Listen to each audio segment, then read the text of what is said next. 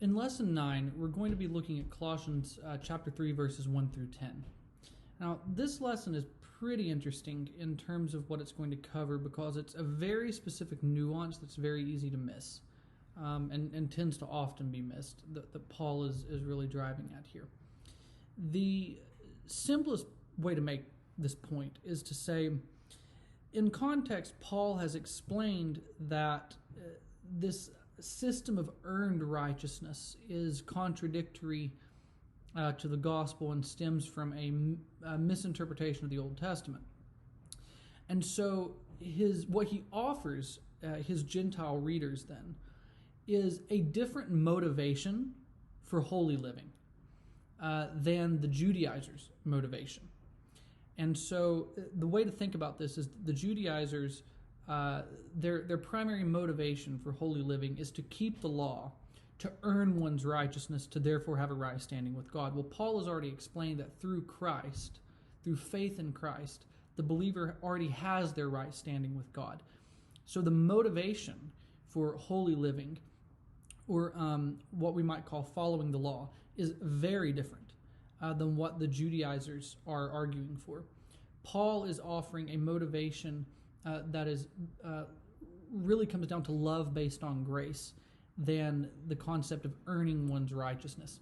And so this is why, taken out of context, Paul's words here might seem very contradictory to what he's just said, which is let no man stand in judgment of you in terms of how you're living, essentially, but live this way.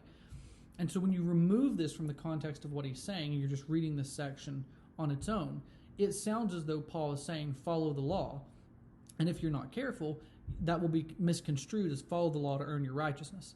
But it's not at all what he's saying. The difference here really is in motivation, and it's a subtle, but it's an important nuance. A good example of this, if you're looking at verse 9, Paul says not to lie to one another. Well, if you're familiar with the law, you know that one of the original 10 commandments, not lying. So it seems like Paul is saying, talking out of two sides of his mouth, but the key difference here is the motivation for why one follows the law, and that really is everything.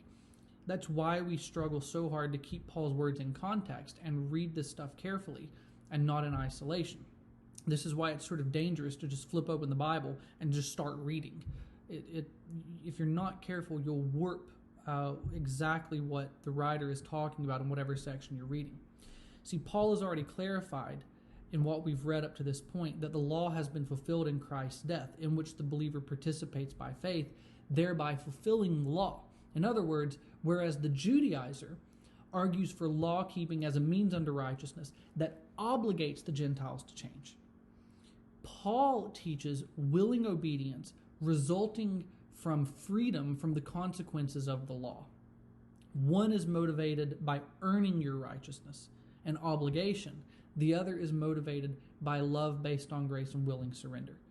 The Judaizer seeks to obey and earn their righteousness, but Paul teaches obedience because righteousness has been given graciously already through faith. So both Paul and the teachings that he writes against here are concerned with righteousness and obedience. They're essentially using the same terms, and that's what you have to be careful about. Of this, there's no question. Everybody is dealing with righteousness and obedience.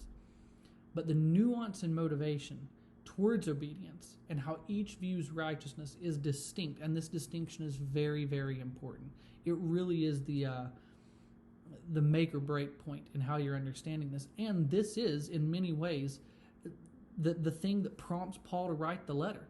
This careful nuance in understanding what the gospel has done for you and your motivation. So there's a lot of good application in this section for us today. You can start to see what we might call the principles of what Paul is teaching with regards to holy living and how those actually translate to our modern setting.